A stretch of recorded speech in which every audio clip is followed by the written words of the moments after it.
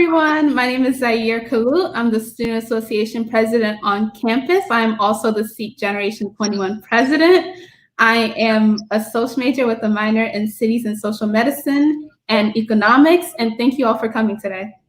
Good evening, everyone. My name is Carmine Kalu, and I'm a graduate student at Queens College studying data analytics and a member of University of Chicago's CIR program. I am also the state committee woman for the 33rd Assembly District and a proud Seek student, also a proud Seek alumni, yes.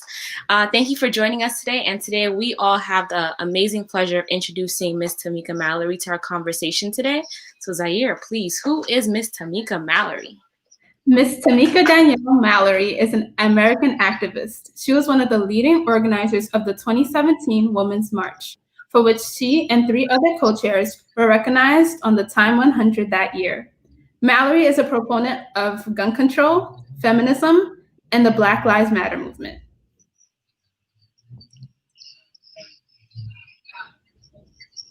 Hi, Tamika. Hi. Welcome to Queens College. How are you all? Thank you so much for having me on. I'm sorry I'm in a hotel room and there's no light, but we're going to make it work. It's okay. I'm in my room. I have no light too, so we're in this together. Usually in every other places, I have like a studio set up. And, you know, I live temporarily in Kentucky as we work with Breonna Taylor's family. And when you come inside of our house, it looks like a studio because you've got 4 people living there and we all got lights everywhere and things hanging, trying to make it look good. So not here in Wisconsin where I am right now. Sorry. No, it's totally okay. We understand like life on the move, like it takes like dedication. It takes like sometimes living with 4 people in one room and making things happen that way also. I know that Zaire just read your bio, but we are firm believers that our bios are never enough. So Ms. Tamika Mallory, who are you? Who is Tamika Mallory and what is your story? Wow. Who is Tamika Mallory? You know, it's so funny because it used to be a time when I had this really put together answer for that question because I thought I knew. And now I'm learning that understanding or being able to identify who we are is a lifelong journey. And so I could tell you that, you know, my work is in activism and organizing and social justice. And that's what I love to do.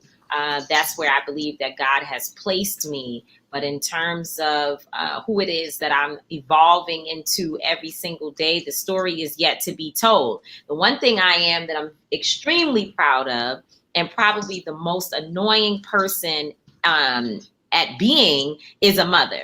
My son is 21. I thought about it the other day and I'm like, wow, he's actually going towards being 22 years old.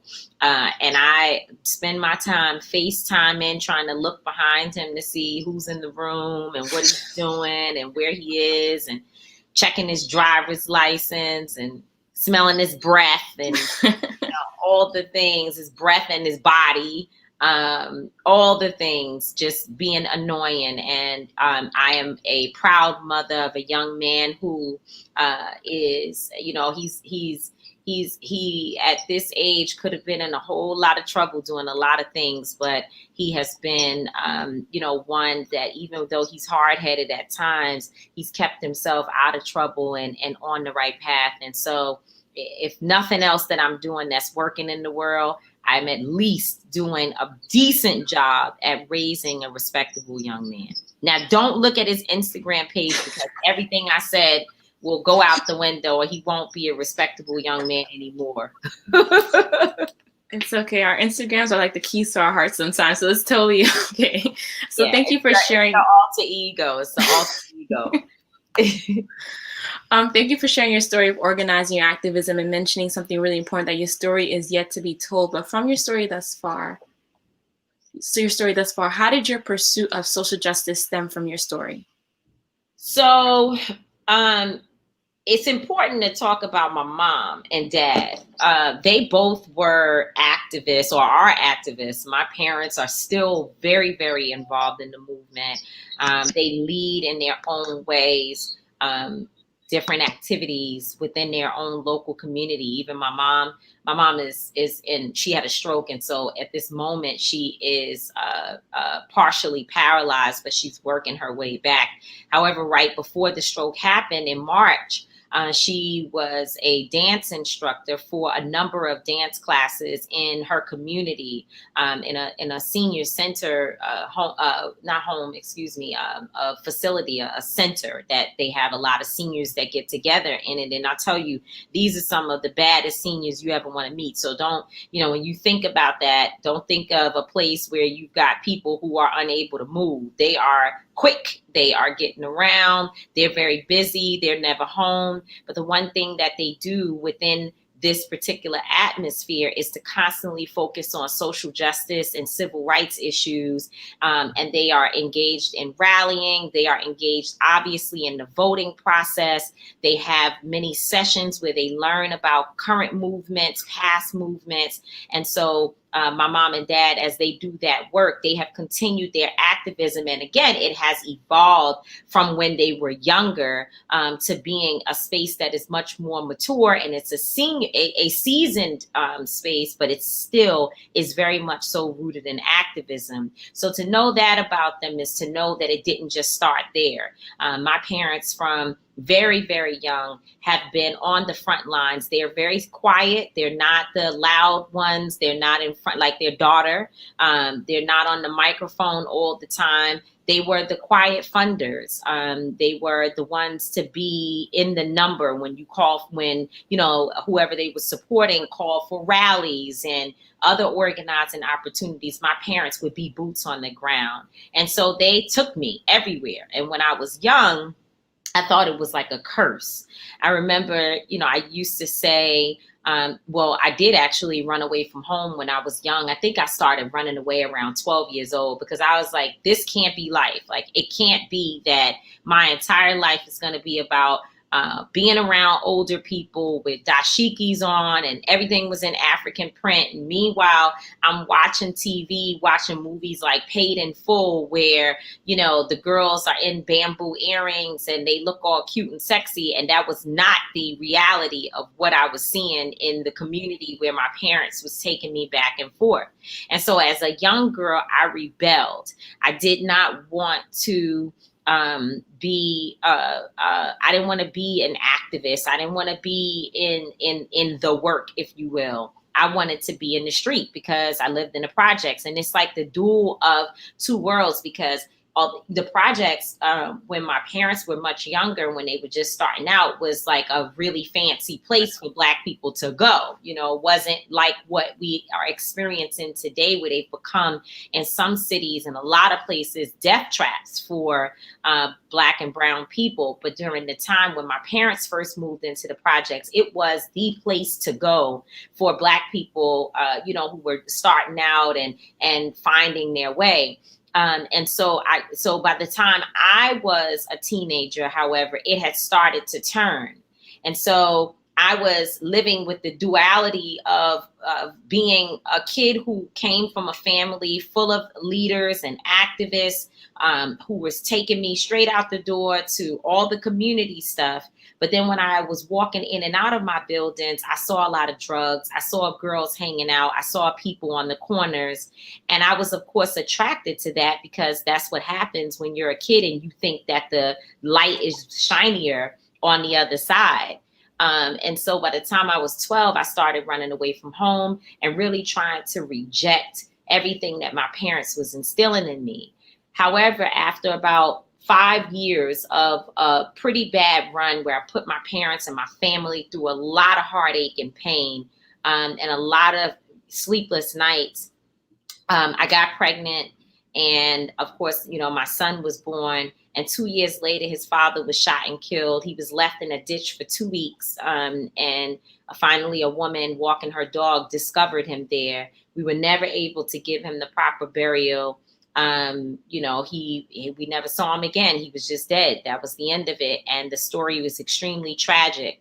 And I think at that moment, it was when I began to understand what my parents were trying to tell me. I got it. It all clicked. It was like, oh, okay, I see why this movement is important. I see what it is that I'm supposed to be doing in the work. And I started making the connection between poverty, the lack of education, lack of housing, mental health issues with the gun violence issue and other things where our people were caught up in situations that were not healthy for them or our community. And I think that's where my budding, if you will, came, when it was no longer my mother and father's movement, but it became my own, because I had my own personal story and personal connection to the work. Thank you so much for sharing your story. Sometimes, right, we look at where people are, but never where they come from and what they've been through, like your inspiration from your parents and finding your voice in your own duality, right? We know you work very heavily in the fight for racial equality and racial equity. And for those who don't know, can you please explain what is the Black Lives Matter movement and what is the Safe Homes movement? So, I don't want people to think of the Black Lives Matter movement as being something that is so very different from the civil rights movement and other freedom struggles that our people have been in for over 400 years, right? Since being trafficked, if you will, to this country, many of our people dying along the way, being murdered, being raped, being abused, all of what we have suffered, there have been freedom movements. When you think about what Harriet Tubman was doing, trying to, or not trying, but actually freeing, or am I breaking up? Am I freezing, guys? A little. Okay, let's hope it comes back. Can you hear me now? Yes. Yes. Okay, like the Verizon commercial. Can you hear me now? Can you hear me now? Hear me now? So hopefully it'll stay on. But, very similar to what Harriet Tubman was doing, freeing slaves, and being out there in the woods as a woman who was determined to get as many people as she could free. That is very similar to what the freedom struggle has been. It's a continuation. It may take on different shapes. It may have different people, different players, different organizers to be a part of it. And of course, there are tactics that have to shift based upon the particular moment that you're in. So some of the fights we were fighting in the 60s, we've been able to accomplish those things, but then there are additional pieces or new fights that we have to focus on as we go towards, a new era, a new time. But it does not mean that the movement somehow breaks and that a new thing is established that is not connected to what was before us. Now, there are some people who will tell you that these things are completely different, that, we're more about it than they were back in the days. Or you'll hear people say, well, back in the days, we were more courageous, and you younger folks are, y'all are on social media, you're not doing enough. And I reject all of those theories. I think that we have to follow an ideology that says that we are all carrying the baton, and that the Black Lives Matter movement has been birthed by movements that came before and has a responsibility to birth the next movement. And so, when people ask me, what does it look like, or what do I feel is a way to talk about the Black Lives Matter movement, I would say that we're in a freedom struggle, that this is a movement that is about equity and power for our communities, and the ways in which people operate in that space can be different, but the goal is the same.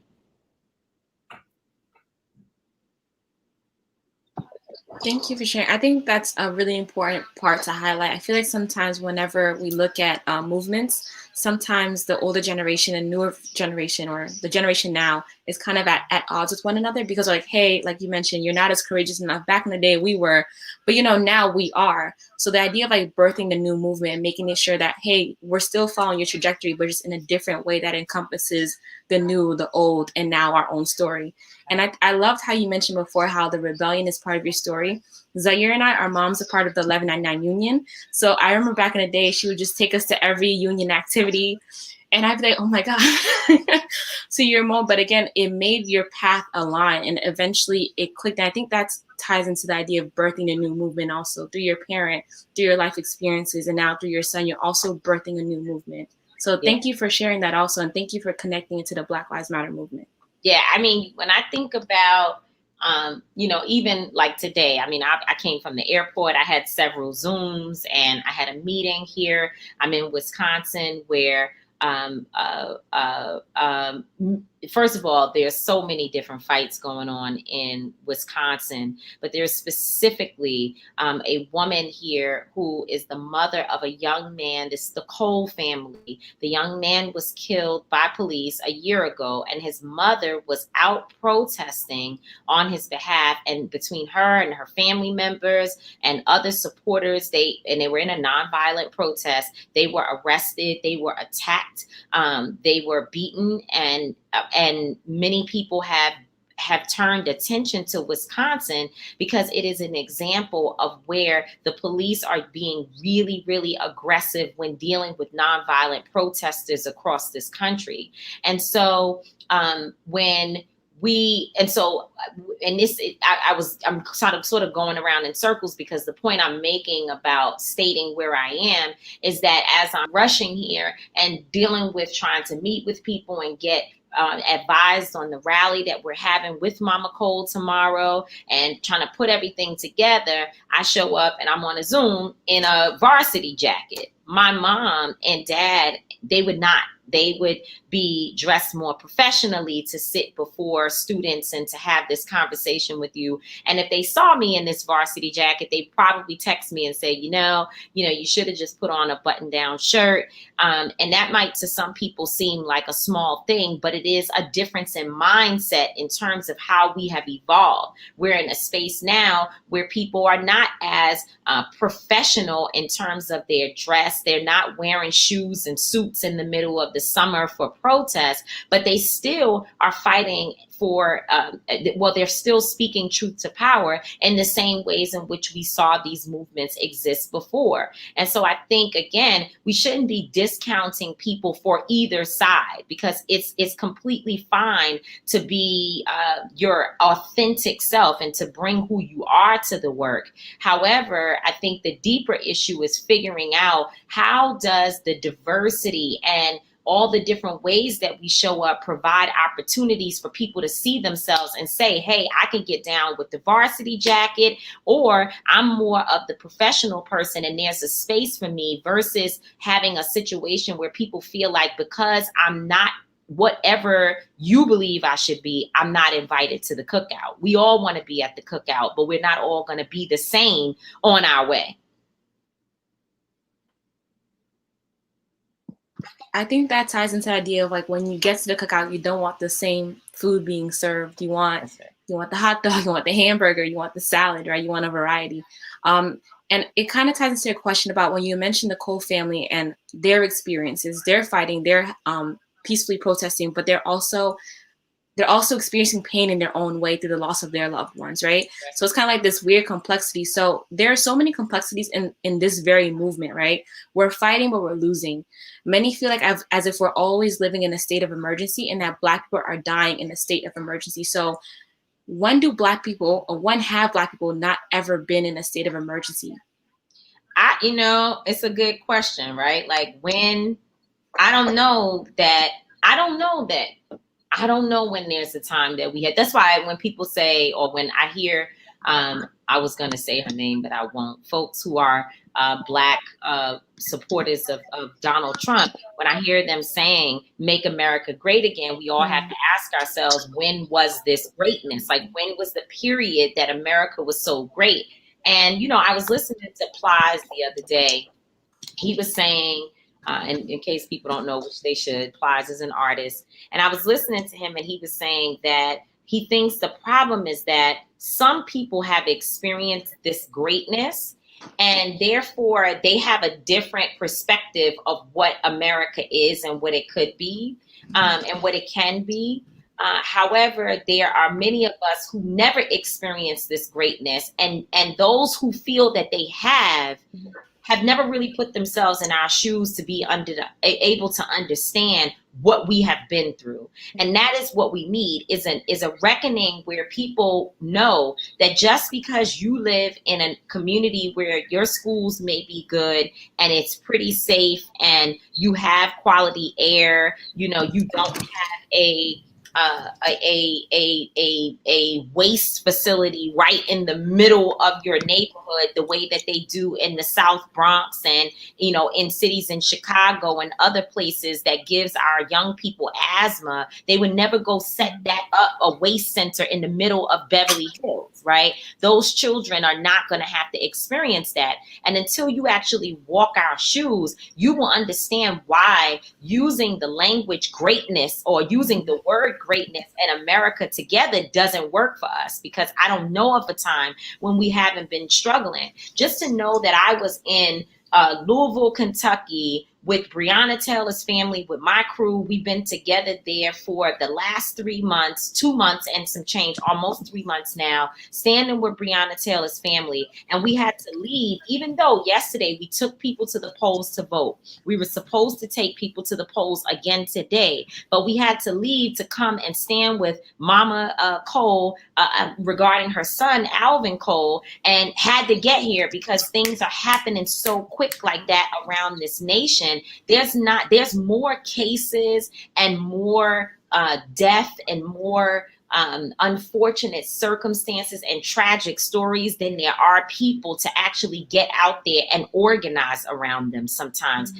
There's not even enough resources in terms of funds and other things that's needed to help organize these movements on a continual basis at the same rate that the tragedies are occurring.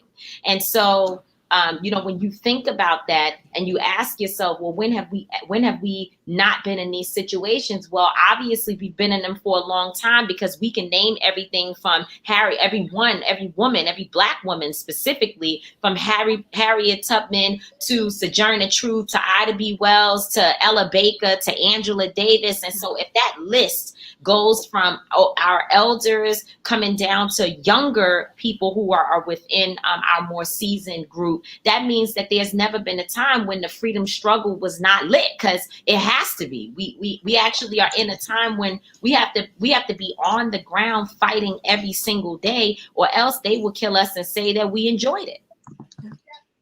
That's true.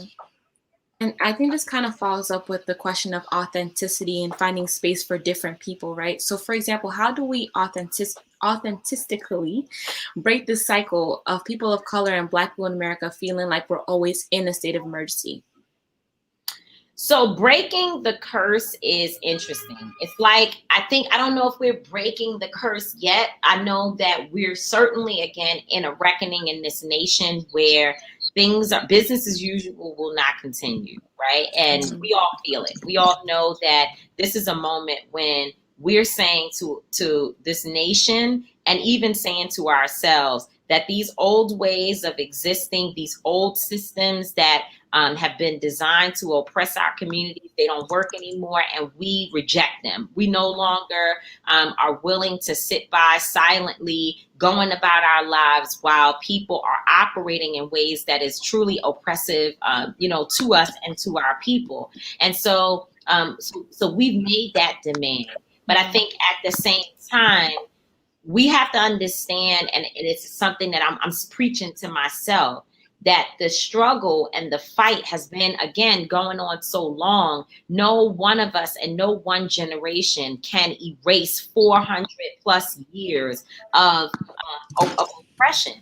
And therefore, we have to have balance that says that, especially as Black women who carry everything on our backs, we're walking, talking every day as a part of a struggle. Our existence is a struggle. Our existence is resistance, because most people think, or a lot of people believe, we won't make it. When you go to the hospital, you can't even get the type of care that you deserve. The mental health system does not give us the type of care we deserve there. We're not able to get the foods we deserve. We don't have the jobs we deserve. We're not being paid in the ways in which we should. So everywhere you turn, There's a reason to fight and to have struggle, but there has to be moments of joy. And I think that instead of being able to say when we could get to a place where we can break the curse, because the curse is something that even I can't really speak to how it's completely broken. But what I can say is that we don't have to live there, and so can it.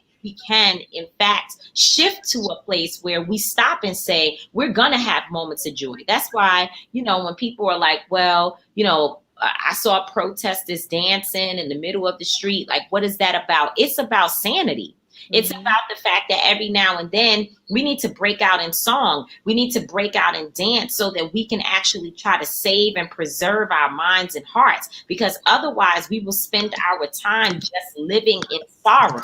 When in fact, as Black people, we are so eclectic. We are so amazing. We're so funny. We're so all the things that you can think of, and so diverse in our ways and our being, that we deserve to actually make ourselves happy and to make one another happy. And to actually, even though we may be out here fighting, we should be doing it in love and support for one another. I mean, I think that's the only way that I wish I could say, well, we break the curse in this way, but I don't know. And perhaps there is, that's something that as I evolve, I will be able to speak more to. I don't know exactly how to break the curse, but what I do know is that I can break the curse of sitting in my sorrow all the time and actually, go out and listen to my Cardi B and get me a good laugh so that I have something else to lean on rather than just the sad thing.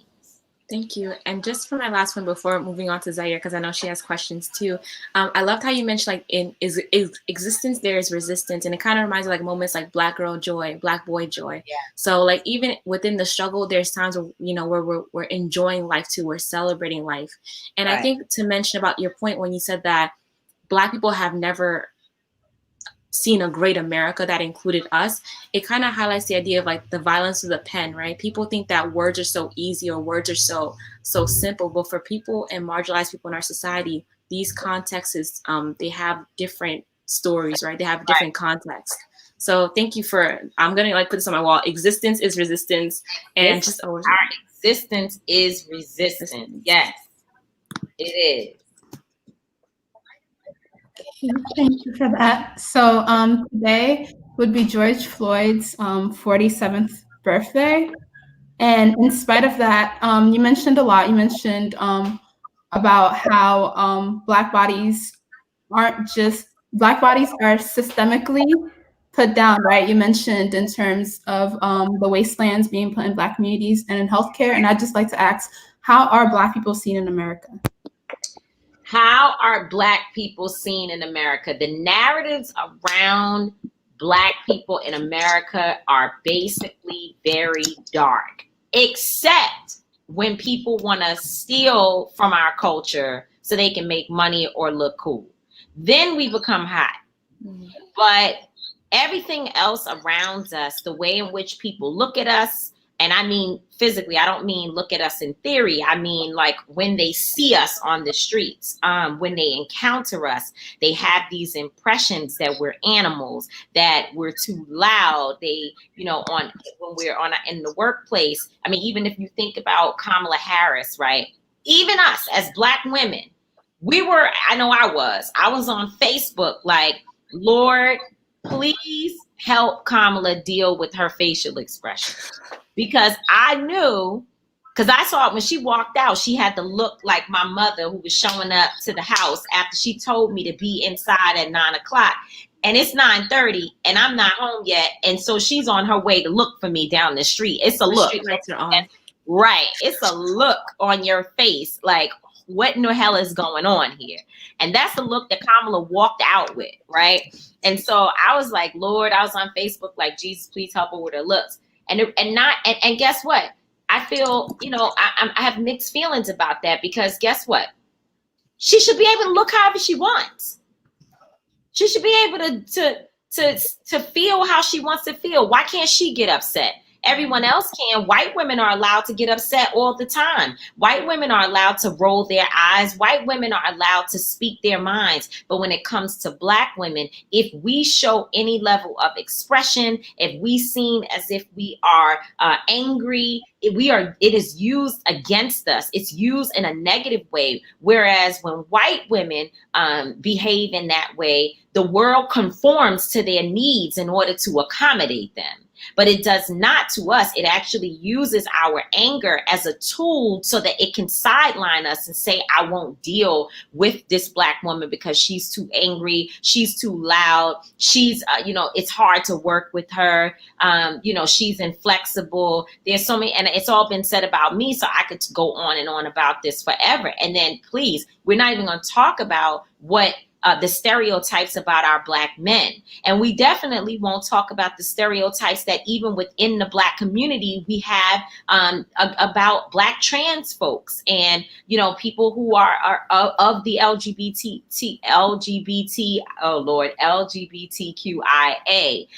family.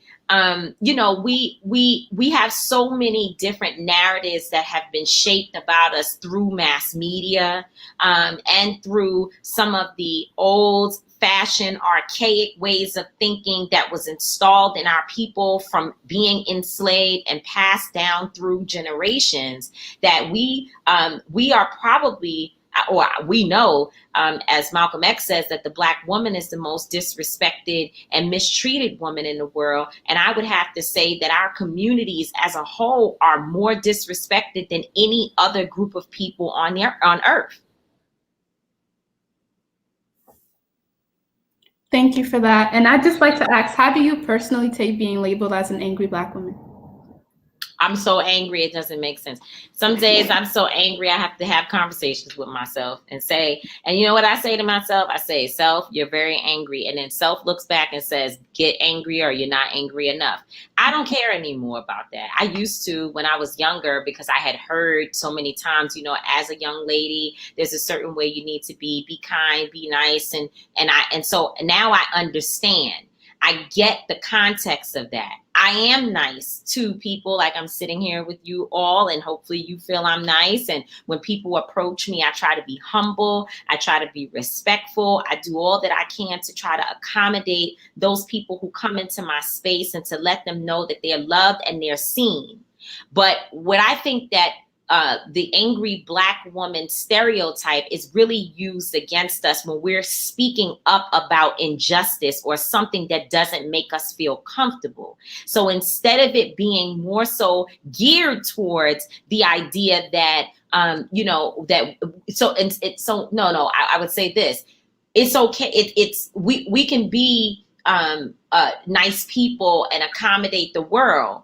But when we speak up for ourselves, that's when they say that we're angry. So if that's how you feel about me, I'm completely cool with it because I refuse. Under no circumstances will I allow people to beat me, lie to me, lie on me, abuse me, steal from me, sideline me, kill my people, put my life in danger, put my child's life in danger, and make me feel like I'm living in bondage, and then I'm supposed to walk around and smile about that. No, I'm not going to do it. So I accept the label of being an angry Black woman with pride.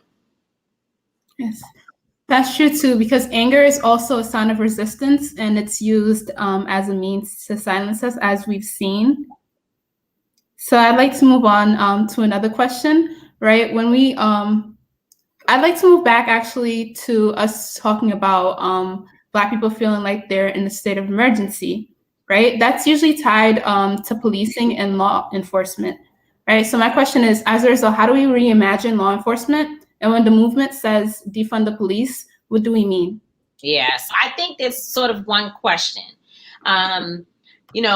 This idea of defunding the police is such a powerful one. And I think if this country could get its SHIT together, and stop allowing Fox News and all these other conservative networks try to misguide people about what defunding the police really is and what it really means, we actually would be in a real good place. It would be good for police officers, it would be good for the system, and it would be good for communities. Why do I say that? Well, when we think about reimagining public safety, what we need to do is have a system that is more focused on people and less on enforcement.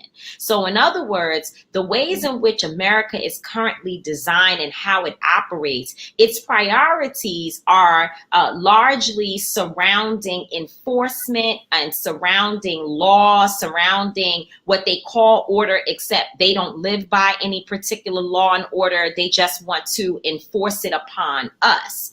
And so the ways in which we currently think about things is, if a person is has a mental illness, they need to be locked away. And so that requires enforcement in order to be able to lock someone up and to manage their incarceration. What we're saying is that the priorities in this nation need to shift. And it needs to be more about giving people the mental health services that they deserve and need. It needs to be more about putting the types of paychecks in the pockets of individuals who are leading families and leading households so that they are in a more sustainable position in life. It needs to be about having the appropriate housing. It needs to be about having services within the community, having sports and activities for our young people to be involved with, making sure that all of our youth centers are open, are clean, are functioning. It needs to be about having resources in the community that helps the community be strong and to feel uplifted. That is a very simple way of explaining what the priorities should be. Well, how do we get there?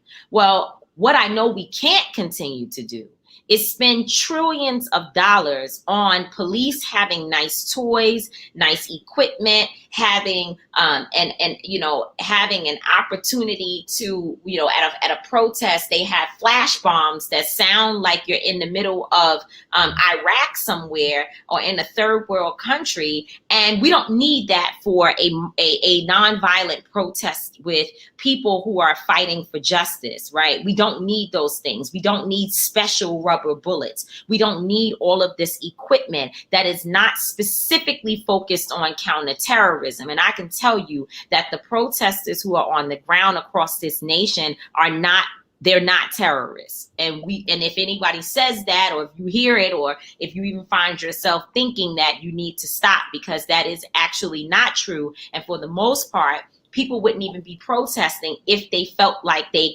have justice in this country, and if they were not so afraid that at any moment Breonna Taylor could be us, it could be you or me, right?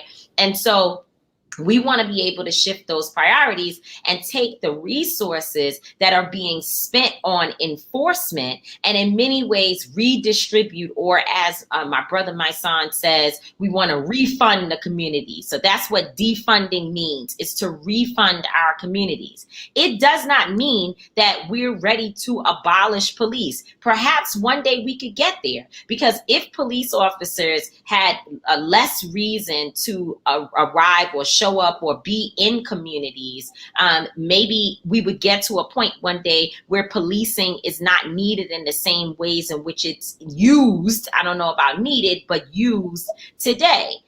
But that's not where we are right now. We're not at the point of talking about abolishing police. What we're talking about is creating balance. And that is something that this country it fails on. Really, we do a poor job on having balance. So when there's a drug epidemic or some issue that's happening, we just decide to lock up as many Black people and brown people as possible, thinking that will contain the problem. But clearly we can see it never has, and it never will. We have to have a strategy that is very different. And it's interesting because We get it when it comes to white kids being addicted to opioids. We get the need to take resources and to shift it from being about locking them up, then to give them programs to help them get off the drugs, and also awareness campaigns so that they will be educated on what will happen if they even try it in the first place. And I think that's what people mean when, or I know that that is what this movement is speaking to when we say that we need to reimagine policing, and defunding the police is a key component, because it will provide us with the resources needed to keep police safe, where they are not showing up in situations that they're not trained for, that they don't understand. And it will also provide the support that communities need so that they can take care of, a man having too many drinks and being parked in the Wendy's parking lot. They can deal with that on their own, rather than having to call an officer who ends up coming to kill a Rayshard Brooks. And I think that ties in with the idea of like reimagining policing. So I know we mentioned before about this divide and the idea of birthing new movements. But right now, I think even within the own Black community ourselves, we have different ideologies of what policing should be, right? Many older adults believe that we should not defund the police, and think that we need the police more than ever, right? They think that the police is essential for building community, right? They think that we need to build our relationship with our NCOs and go to our community review boards, and we need to have more people of color join the police force. So do you think that there is space for compromise between the radical and the moderate, the young and the old? And can we afford to compromise when it comes to the idea of policing and reimagining what law enforcement is supposed to look like? I think that there is always going to be an issue with, I think there's always going to be an issue with the generational divide, right? And I don't like to call it the generational divide, because I don't think there should be a divide. I think there are generational differences. And I think there's always going to be, and I know that unfortunately, we have been trained that policing is the only way to deal with our issues, because unfortunately, some of our people are afraid to deal with their own kind.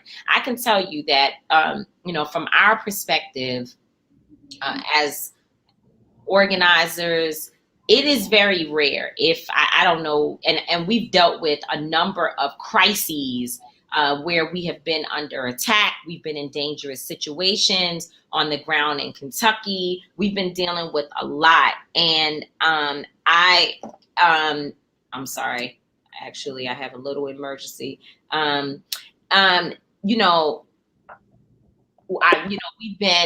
We've been under attack. We've dealt with some really dangerous things. We've dealt with, one night we had 3 drones following us around in Louisville, and we didn't know whether the drones were police drones, military drones, private citizens. We had no idea. We didn't even know what it meant, and we definitely felt unsafe. And it's very interesting to see how it feels not to pick up the phone and dial 911. We have to try to figure out on our own how we will deal with this situation. And 911 to us is a very, very last resort. Well, our communities have been taught the opposite, which is 911 first. And that's not just Black communities. I mean, all communities. 911 first, they come and deal with the issue. But I feel like in this new world that we're trying to design, we need to become better problem solvers. And that is what we have done. We've been learning together as an organization Until Freedom how to deal with the issues and the challenges that you face when you're living literally on the ground with people for months that you don't even know, and you're trying to organize together. And sometimes fights break out. Sometimes people get into conflict. Well, guess what? When those conflicting moments happen, instead of us picking up the phone and calling the police, we've got to become the negotiators on our own blocks. We've got to become the ones who can talk down and de-escalate situations from going to a place that makes it dangerous. That is the real work. It's really about how we take our needs into our own hands and become the writers of our stories, to become the ones to create the narratives for us, about us, for us. And I think that's sort of the shift in thinking that we all have to sort of move to in this moment. How do we figure out ways to build mechanisms for de-escalation and for conflict resolution in our own communities that does not require us to get the police on the line to come and deal with Ray Ray, who everybody knows has a situation. You know, we all know Ray Ray bugs out sometimes. You know, Ray Ray has anger management issues. Well, how do we get him the services that he needs, and also figure out what are the pressure points to be able to bring him down, versus setting everything off by bringing police who don't care about Ray Ray. We love him. They don't. And so I guess that's the answer that I would give, is that, yes, a lot of people think we need police more. And when you say, well, some people feel like we should be going to community council meetings and getting more involved, we should do that also. Yes, we should have more people of color who are culturally sensitive, because everybody who's our color is not our kind. And so, but we should have people going into the police force. We should have people to become more involved with your community police councils. We should have all of that. That's absolutely right. But that doesn't in any way change the original idea that they still don't need trillions of dollars to literally terrorize regular people like Mother Cole, who was out literally protesting because the police killed her son, Alvin Cole, just a year ago. Yes, thank you so much for explaining how we can reimagine policing and law enforcement in our communities. I'd like to transition to the fact that many millennials believe that things are never going to change, and that, like the police, politics are against us. So when we're asked to vote, many of us feel like we're being used. So my question is, why is voting important? Oh man, we are in a space and a time when, if you don't know voting is important, you better go ask somebody, okay? Because lately I just been watching things and saying to myself, is everybody else seeing what I'm seeing? Is everyone else watching just how this president has dealt with the pandemic, right? Like, has everyone else actually seen how he has literally disrespected? And first of all, this I know is probably nonpartisan. This is Tamika Mallory speaking. This has nothing to do with the institution or with Until Freedom. This is Tamika Mallory only speaking in this moment. 215,000 people, I think that was the last time that I looked, have died from the coronavirus. Many of them died because when you currently go to a hospital, especially as a Black or brown person, and you don't have the type of insurance or whatever that makes you worthy of a certain level of treatment, it doesn't take long before you can actually perish in our system. We've actually heard the stories of people who showed up, and because they didn't have the insurance at all, or didn't have the right type of insurance, days later, after they were turned away, they died from COVID. That this is not something that we're making up. It's not a theory. It's not in the air. They are real life, live people that this has happened to, right? To have the president of the United States go out and just brag about all the wonderful doctors he has and all the machines that are out there and how great he feels and how amazing it is and how it's a blessing that he got COVID. Meanwhile, there are people whose loved one died because they were not able to get the same type of help, you know, and treatment. My position, and I'm going to be done with it on this, because if this doesn't help you, I don't know what else to say. The level of insensitivity, and the reason why that insensitivity is there and why it exists is because there is only a consideration for the 1% coming from the current administration that we're dealing with. They are concerned with how to, you know, that for them, I think Kamala said something like, they measure the success of this nation based upon rich people. And so for them, the president is doing great, and he could come out and talk about that. What about my cousin who didn't make it? What about your family member or loved one who didn't make it because they didn't have the same type of treatment? Are we saying that it is too much to ask the president of the United States to act, at least to act like he has some compassion for those individuals? So if you don't care about that, it scares me what's happening behind closed doors that I can't see. And I think that as we are out on the streets and we're engaged heavily in a protest movement, if the protests do not also turn towards policy making and making sure that we put people who are compassionate and also active as it relates to our issues and accountable, we are going to find ourselves over the next 4 years in real serious trouble. But that's on a presidential level. And again, that is my personal opinion. But to what would be more of an until freedom statement, people must understand that when you decide not to go to vote for the president, that you will not be casting a vote for very important offices down the ballot.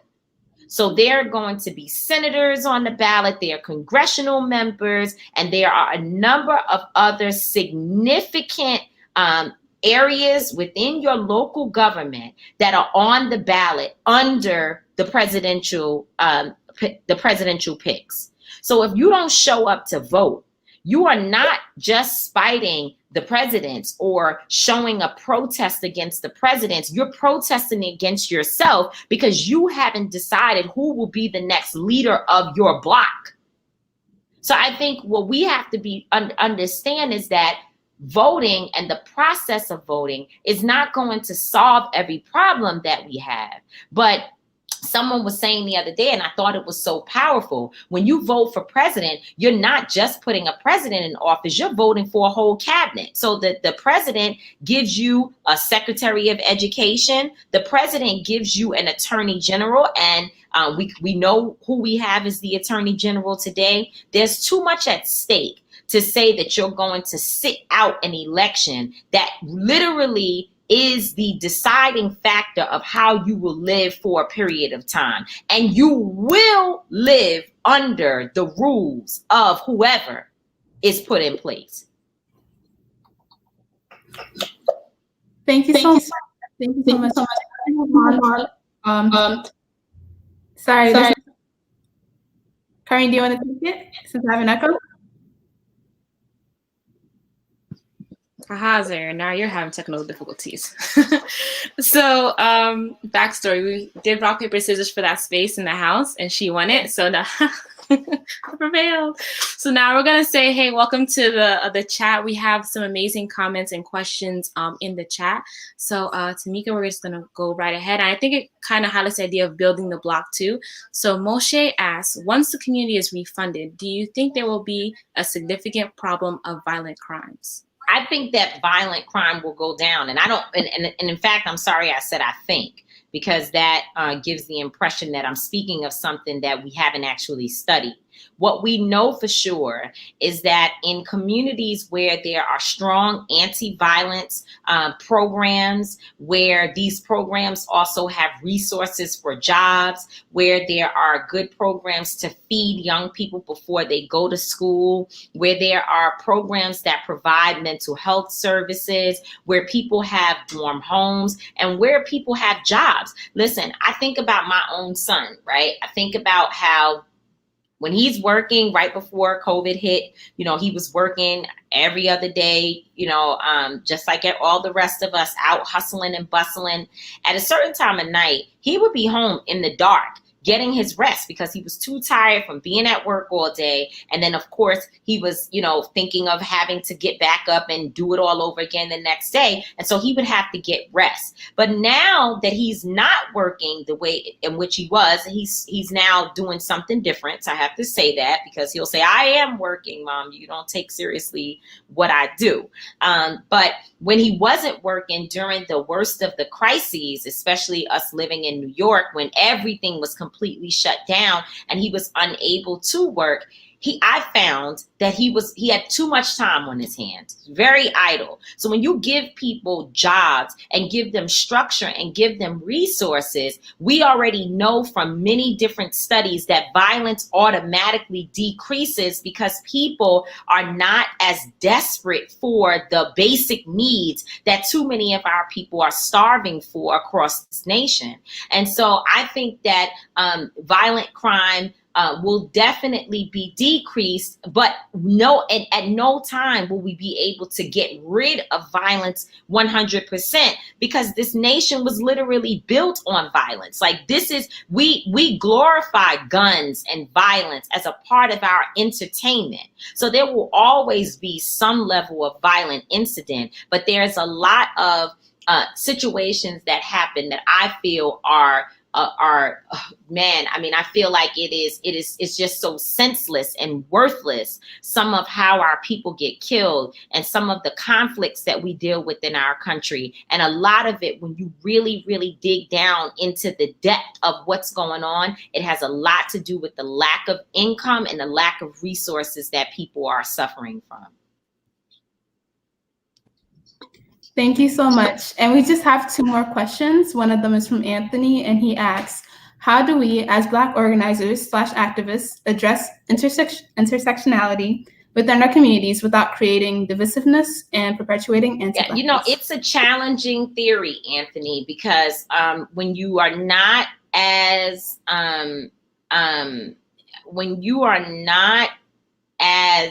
educated, if you will, on certain issues. So it's like I'm constantly, as a cisgender woman, trying to learn more about our trans family, so that when we are in space together, I'm much more mindful and I'm able to speak from our pronouns and things that I've just become aware of in the last few years.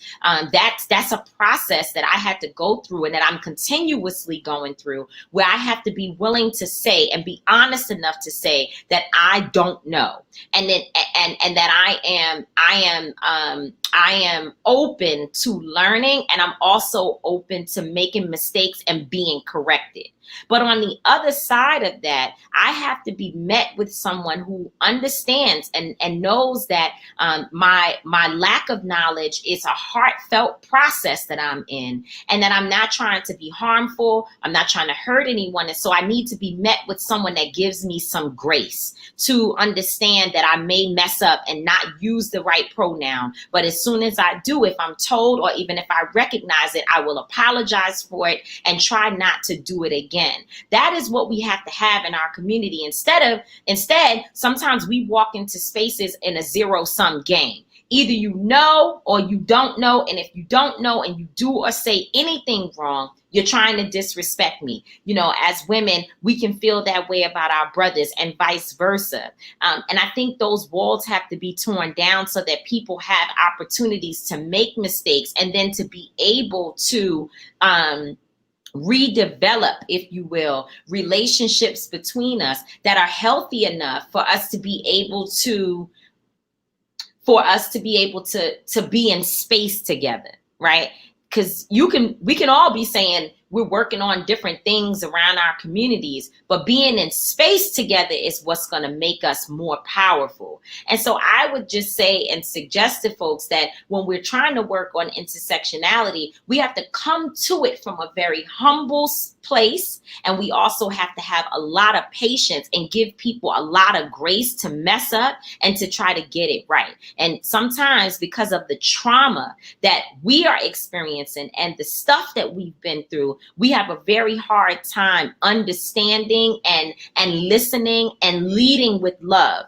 I'm constantly being challenged by some of my mentors to lead with love, to be the type of person that understands that when I go into communities and I get hit with, oh, well, why are you here? You're an outsider, or, oh, you think you think you're all that, and you come here, thinking you're better than us. And I'm looking at them saying, like, what are you talking about? Where did you get this from? And why are you coming at me in this way? And sometimes it makes me angry and it makes me want to walk away. But you know what? I have found over time that really what I should be doing is buckling down and having patience to understand that it's really not me that they're speaking to, but I'm the closest person for them to be able to hit, because they can't get to those that they feel are really causing the pain. So patience and being humble is the key to being able to be in space, in an intersectional space where you don't know much about other communities, but you're willing to learn so that you have a stronger and more bold movement. I think that ties in with Ayana's question. Ayana asks, what resources or advice would you give to a person who is looking to be active in fighting for civil rights, but doesn't know where to start? I would just tell people very, very simply, Ayana, figure out what really, really moves your heart.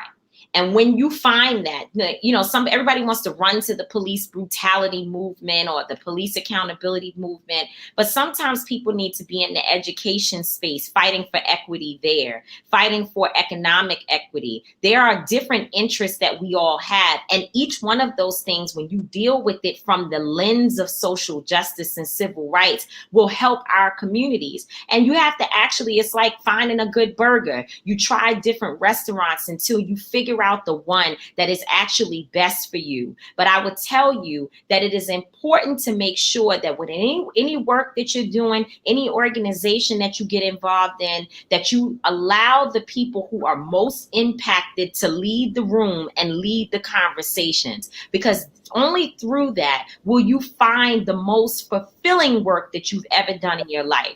You have to be in a space where those people who are most impacted, the people who have felt and understand, not what they read, because we can read something and think we know. I'm not talking about what we read. I'm talking about what we lived, our lived experience. Through allowing those people to lead, you will find yourself doing fulfilling work, because you know the work is being impactful when those people are growing. So whatever you do, however you get into the movement, whatever your entry point is, look for that thing deep down inside of you. What really matters to you? What do you feel like if you had to do it for free, you would do it every single day and be happy about it? And then you take that and apply it to spaces where the most marginalized folks in those areas are at the center of the table and leading the dialogue. Thank you so much for your time, Tamika, and your patience with us and the work that you do day in, day out. Thank you. Mm-hmm. I also want to leave with some final remarks to what you said. I know you had an emergency, so we don't want to take up any more of your time. No, an emergency in your life is scary. The problem is the computer's on 5%, but okay, let's go until it's not. Just some final words. Lead with love. Change is not a zero-sum game. We're in a process right now of birthing a new movement together. Make sure you love. And lastly, as Ms. Tamika mentioned, the most impacted should always lead the room. So please, everyone, don't forget to vote on November 3rd. Take advantage of early voting from October 24th to November 1st. November 3rd is election day. And lastly, today is the last day to fill out the census. Do your part to be counted, to matter. And Tamika, the last question for the 5% runs out. What do you want your legacy to be?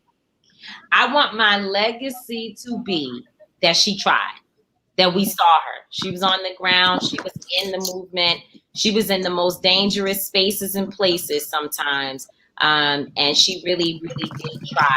I want people to be able to say that I was a part of the solution. I may not have solved all the problems. I may not have been the most strategic or the brightest in the room, but at least I was in the fight and I was in it for real, in it to win it, you know? So if people look at me and say that I even contributed in a little way, that would make me feel good. And I could go to my grave knowing that I did what God sent me here to do.